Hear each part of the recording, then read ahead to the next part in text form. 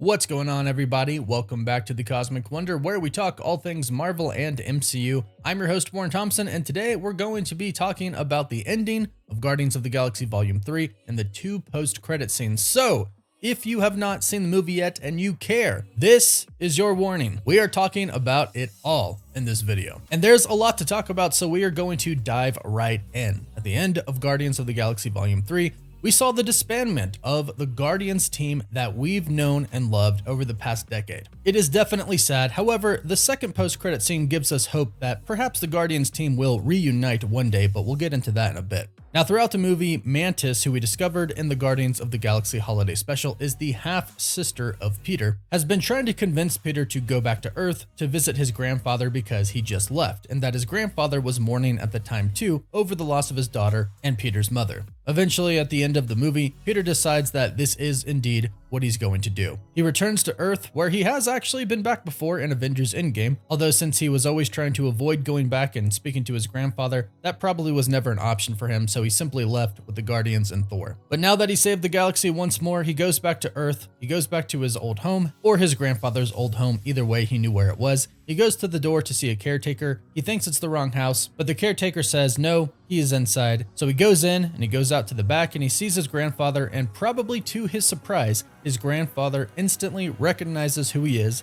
and embraces him in a huge hug. Peter has been missing for years upon years upon years at this point in time. His grandfather never knew what happened to him, probably thought he was dead, but of course in the back of his head the entire time was hoping that he would eventually return home. So Peter goes off back to Earth and lives with his grandfather. Then we have Mantis, who decides that it's time for her and her new little adorable fluffy babies to go out in the galaxy and kind of find her own way. We get a really sad part where Drax wants to go with her. The two of them have obviously bonded throughout the entire film. We hear Mantis stick up for Drax, but sadly Mantis says no. I have to do this by myself. This is my own destiny. This is my own journey. Drax is super upset. However, Nebula tells him that she needs him there in nowhere. Due to nowhere having a ton of new children and animals in their population now, Nebula needs help running the city since the Guardians of the Galaxy now own it. We see Nebula kind of have a change of heart about Drax, and instead of being mean to him, she says that I finally saw who you are. You are a father. This of course comes after Drax helped all of the little kids and communicated with them and helped them all escape from the High Evolutionary. So Drax agrees to stay behind and help Nebula with all the new children and new animals on Nowhere. Now, of course, this Gamora that we have in this movie was never really the true Gamora that has been with the Guardians in Guardians 1 and Guardians 2. And since it wasn't the same, it was kind of not in the cards for Peter and Quill to ultimately end up together. But Peter makes peace with this and Gamora goes back with the Ravengers. Rocket is then really upset that these Guardians, his family, his friends are leaving, and he says this is the end of the Guardians, no one's going to lead them anymore, in which the team of course all looks to Rocket and they say, no, you are going to lead them. You are the leader of the Guardians of the Galaxy. The universe is always going to need its Guardians, so therefore you have to keep the team together and it's your destiny to lead them. And that takes us into the first post-credit scene, the new Guardians of the Galaxy team. However, I'm not actually sure they're going to be called the Guardians of the Galaxy. Based off of the characters that we have on this team, I'm actually thinking it's a brand new team with a different name that we've seen in the comics before. And don't worry, we're going to dive into that.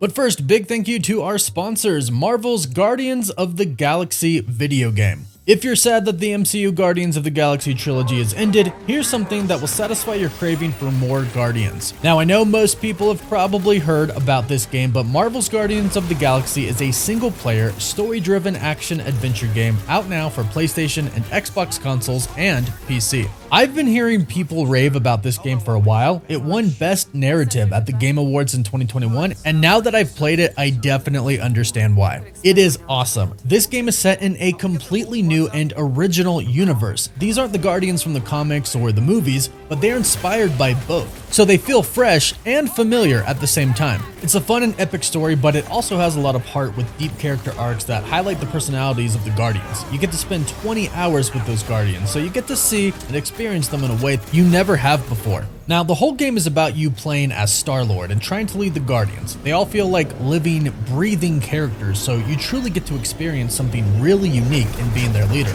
calling the shots and trying to bring those strong personalities together. It really makes you feel for what Starlord has to do. Now, of course, you know that one of the greatest things about the Guardians is the music. This game features a massive soundtrack From an epic orchestral score to classic 80s tracks and an original rock album created just for the game. The game includes many outfits for the Guardians inspired by the comics and the MCU, including suits inspired by the 2008 Guardians of the Galaxy comics, just like in Guardians Volume 3. Get your copy by clicking the link in the description down below.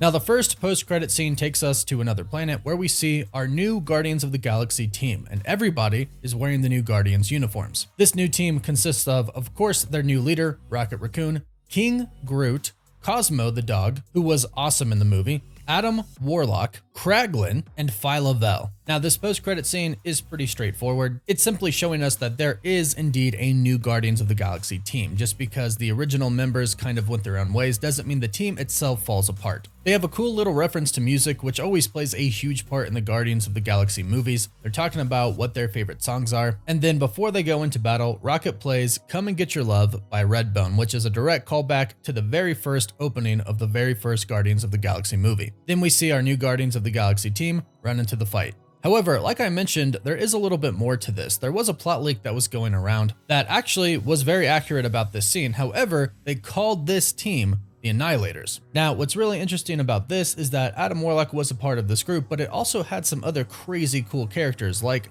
the Silver Surfer, who is said to be coming to the MCU relatively soon, getting his own special presentation, perhaps after the Fantastic Four film. Also, Beta Ray Bill was a part of this team as well, and hopefully we'll get Beta Ray Bill in the MCU at some point in time. We've already seen an Easter egg for him, so he's out there somewhere. Also, Nova is a part of the team as well, who I thought might have been teased in this movie, but unfortunately was wrong about. But there obviously is a precedence here for the Annihilators to be an actual team in the MCU. However, they were originally formed to take on Thanos, and we know that Thanos is no longer around. However, with the multiverse, anything is possible. So as of right now, this is our new Guardians team. However, they could eventually go by the Annihilators. Now, we know most of the people that are on this team, except for Phyla-Vell. She was introduced in this movie, and she was one of the almost perfect subjects that the High Evolutionary created. In the trailer and in the movie, we can see her running around sort of a hamster wheel, and the High Evolutionary talks about how she's been running for hours, doesn't get tired, can survive for a few weeks off of only about 30 calories. Basically, she is the evolution. She is the perfect specimen just about.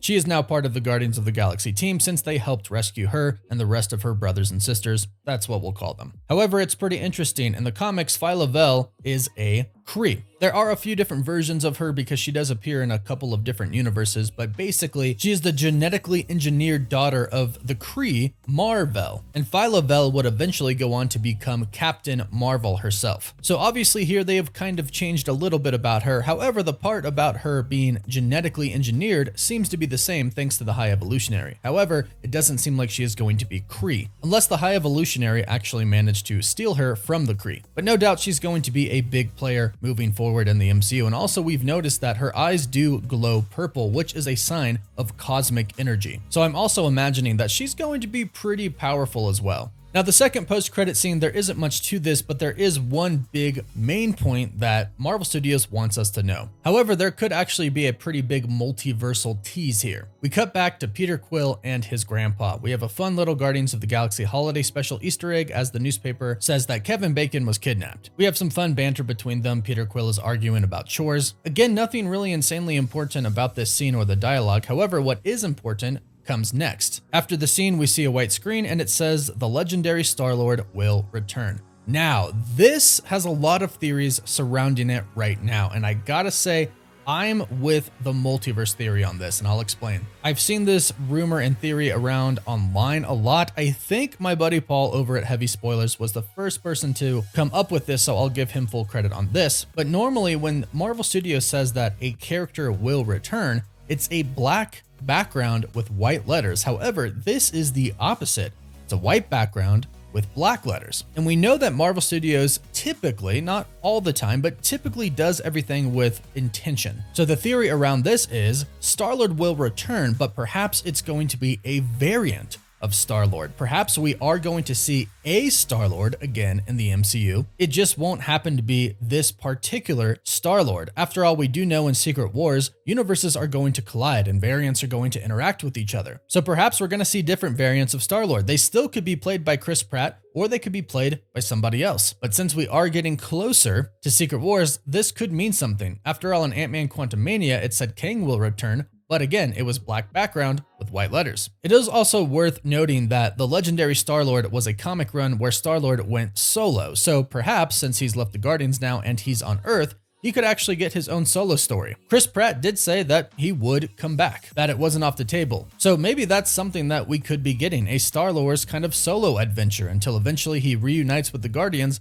in Avengers Secret Wars. I am assuming a lot of people are going to reunite in Secret Wars since basically the entire universe and, of course, the heroes on Earth have to come together and they have to go to other universes and combine with them and team up with them to defeat Kang the Conqueror and all of his variants. So I'm thinking a reunion for the Guardians of the Galaxy, the true original team, could be set up for the future in Secret Wars, but we'll have to wait and see on that. In the meantime, they're off doing their own things, and we have a new Guardians of the Galaxy team. So that was it for the ending explained and post-credits explained. Please let me know what you thought about the movie and this video in the post-credits down below. Also, don't forget to like the video, subscribe, and leave a comment so you can enter our giveaway for a chance to win an Xbox Series X, a PS5, some Marvel Legends items, or some DC items. The winner gets to pick, and we pick a winner at the end of each month. Don't forget to follow us on Instagram and Twitter as well, and as always, thank you all so much for watching.